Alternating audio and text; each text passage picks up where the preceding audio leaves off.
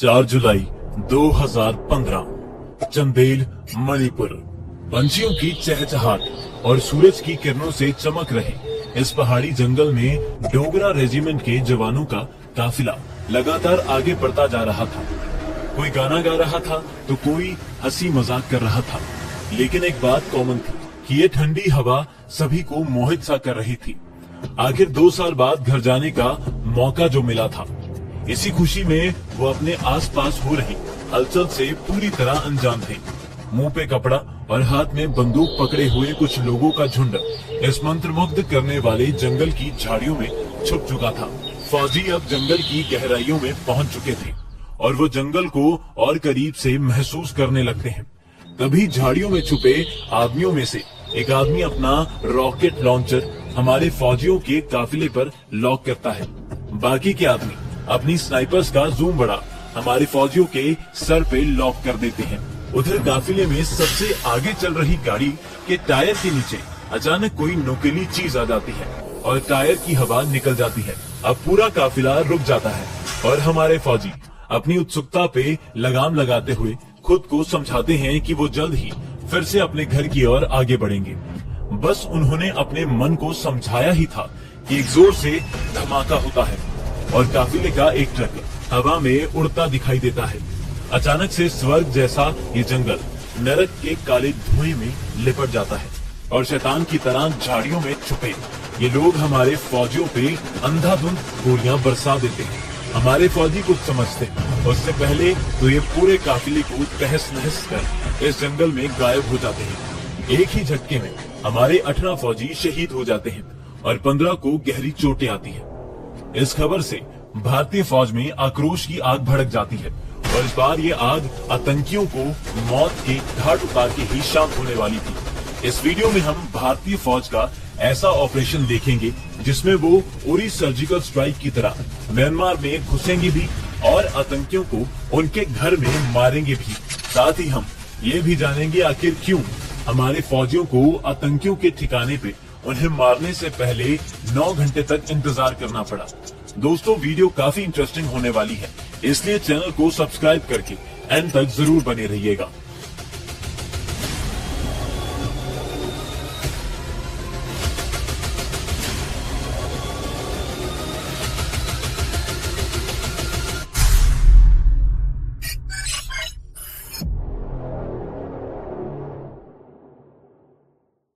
पांच जुलाई 2015 न्यू दिल्ली।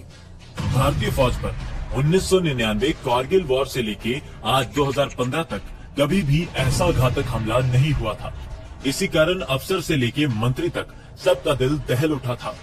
मामले की गंभीरता को देखते हुए पीएम मोदी तुरंत एक हाई लेवल मीटिंग बुलाते हैं, जिसमें रक्षा मंत्री Manohar Parrikar, NSA Ajit Doval, army chief Dalbir Singh Suhag, home minister Rajnath Singh और डिफेंस सेक्रेटरी आरके माथुर भी शामिल थे। मीटिंग शुरू होते ही मोदी जी आर्मी चीफ से पूछते हैं, इंटेलिजेंस में क्या पता चला है? दलबीर जवाब देते हैं, सर ये national socialist council of Nagaland NSCN का काम है और मेरे जवान बुरी तरह भड़के हुए हैं। वो एक इशारे पे इन आतंकियों को राख में मिला डालेंगे। ये सुन कमरे में बैठे मंत्रियों को कुछ समझ नहीं आता। तभी डोभाल बोलते हैं, ये आतंकी म्यांमार में छुपे हैं। इस बार हमें मजबूत कदम उठाना होगा, वरना ये नॉर्थ ईस्ट को भी कश्मीर जैसा बना देंगे। डोभाल के मुंह से ऐसी बात सुन सभी को और अचंभा हो जाता है और राजनाथ सिंह पूछते हैं, डोभाल जी मजबूत कदम से आपका मतलब म्यांमार में घुसने का तो नहीं? डोभाल राजनाथ सिंह की आंखों से आंखें मिला अपना चश्मा ठीक करते हुए हाँ में सर हिलाते हैं। कमरे में मौजूद कोई और इंसान डोभाल से कुछ कहता उससे पहले ही दलबीर बोल पड़ते हैं, हाँ सर, हम एयर स्ट्राइक या ग्राउंड स्ट्राइक कर सकते हैं। इसके बाद कई देर तक दोनों विकल्पों पे चर्चा होती है और एयर स्ट्राइक को खारिज कर दिया जाता है, क्योंकि आतंकियों के कैंप के करीब ही आम लोग भी रहते हैं और भारत सरकार उनको नुकसान पहुंचा के इस ऑपरेशन को ह्यूमन राइट्स का मुद्दा नहीं बनवाना चाहती थी। अब मीटिंग अपने नतीजे पे पहुंच चुकी थी और पीएम एक आखिरी सवाल पूछ मीटिंग का मकसद पूरा कर देते हैं। पीएम दलबीर से पूछते हैं, हमारे जवान कितने दिनों में तैयार हो जाएंगे? इस पे दलबीर जवाब देते हैं, सर मुझे 3 दिन का समय चाहिए। ये सुनते ही पीएम हाँ में सर हिलाते हैं और कमरे में मौजूद सभी आदमियों की तरफ नजर घुमाने के बाद अपनी कुर्सी से उठकर मीटिंग का अंत कर देते हैं। मीटिंग खत्म होते ही आतंकियों की जिंदगी खत्म करने और भारतीय फौजियों का बदला लेने की कार्रवाई शुरू हो जाती है। जंगली जानवरों से भी ज्यादा क्रूर आतंकियों को मारने के लिए जंगल के शेर यानी हमारी 21 पैरा को चुना जाता है। बैगनाथ यानी शेर के पंजे के नाम से पुकारे जाने वाली 21 पैरा की जंगल वॉरफेयर में इतनी महारत है कि आतंकी भारतीय सीमा में पड़ने वाले किसी भी जंगल में अड्डा तक बनाने का सपना नहीं देखते हैं। और तो और नॉर्थ ईस्ट में भूकंप से लेके आतंक तक कुछ भी आता है तो सीना तान के भारतीयों की रक्षा 21 पैरा ही करती है। 6 जुलाई 2015 ऑपरेशन की तैयारी पूरे जोर से चल रही थी, लेकिन ऑपरेशन की कामयाबी और सफलता इस बात पे निर्भर करती थी कि ऑपरेशन कितना महफूज रखा जाए। इसी के चलते भारत सरकार के मंत्री मीडिया के सामने कोई भी प्रतिक्रिया देने से बचते हैं और पीएम मोदी भी बांग्लादेश दौरे के लिए निकल जाते हैं। भारत सरकार का ऐसा ठंडा रवैया देख आतंकी बेफिक्र हो जाते हैं और साथ ही एक और हमला करने की तैयारी करने लगते हैं, बस इस बात से बेखबर कि पर्दे के पीछे पैरासेफ ने अपने जूते के फीते कस लिए हैं। और जब जब ऐसा हुआ है तब आतंकियों को नरक का रास्ता देखना पड़ा है। नागालैंड के दीमापुर में भारतीय सेना की 3 कोर डिवीजन की खुफिया लोकेशन पे army chief Dalbir Ajit Doval, 3 corps के commander lieutenant general Bipin Rawat और 21 पैरा के कमांडर ऑपरेशन की प्लानिंग के लिए इकट्ठा हुए थे। पैरा कमांडर बताते हैं कि हमारे गुप्तचरों की मदद से आतंकियों के सबसे बड़े ठिकाने की सटीक लोकेशन मिल चुकी है। हम 9 तारीख को हमला कर सकते हैं, लेकिन सिर्फ एक समस्या है, हमारे पास अभी 40 कमांडोज ही हैं और उस कैंप में 200 से भी ज्यादा आतंकी होंगे। ये बात सुन कमरे में एक शांति छा जाती है, लेकिन डोभाल को एक सॉल्यूशन दिखाई देता है। वो कहते हैं, आज पालम एयरबेस से करीब 30 कमांडोज यूएन मिशन के लिए कोंगो निकल रहे हैं। ये सुन सभी के दिमाग की घंटी बजती है और तुरंत उन कमांडोज को कोंगो की जगह नागालैंड बुला लिया जाता है। अब सारी मुश्किलें सुलझ चुकी थी और आतंकियों की नरक से दूरी खत्म होने वाली थी। दोस्तों, इन आतंकियों को मौत के घाट उतारने से पहले फटाफट इस आतंकी संगठन के बारे में जान लेते हैं। और अभी तक आपने चैनल सब्सक्राइब नहीं किया है तो अभी कर लीजिए। NSCN की शुरुआत 1980 में SS खापलैंग द्वारा की गई थी और इसका मुख्य मकसद है नागालैंड को नागालिम नाम से अलग देश बनाना। इनका कहना है कि भारतीय कॉन्स्टिट्यूशन इनके ऊपर थोपा जा रहा है और ये अपने लोगों को इस अन्याय से बचाएंगे, लेकिन असलियत में यही वो लोग हैं जो अपनी आतंकी गतिविधियां करने के लिए पूरे नॉर्थ ईस्ट में ड्रग्स बेचते हैं और नागालैंड के दुकानों से लेके घरों तक सभी से टैक्स के नाम पे हर महीने जबरन पैसा वसूलते हैं। इन सब के अलावा इस ग्रुप को फंडिंग, हथियार और ट्रेनिंग पाकिस्तान और चीन से मिलती है। इन्हीं सब कारणों के चलते इन्होंने हमारी भारतीय फौज को निशाना बनाया था। 8 जून 2015 इंडो म्यांमार बॉर्डर, सुबह 8 बजे 21 पैरा के हमारे 70 कमांडोज अपने साथियों का बदला लेने के लिए पूरी तरह तैयार थे। Assault rifles, snipers, rocket launchers और नाइट विजन चश्मे के साथ बिहार रेजिमेंट के कपड़ों में हमारे कमांडोज म्यांमार बॉर्डर तक पहुंच जाते हैं। यहां से आतंकियों का कैंप जंगल में करीब 50 किलोमीटर अंदर था। अब कमांडोज जंगल में घुस चुके थे और एक दोहरी लड़ाई शुरू हो जाती है। एक तरफ उन्हें जंगल में मौजूद हर तरह के जंगली जानवर से बचना था और दूसरी तरफ ये आतंकी जंगलों में लड़ने के लिए माहिर थे। इसी कारण कमांडोज का सफर माइंस, जासूसों और हर वक्त आतंकी स्नाइपर से घिरा हुआ था।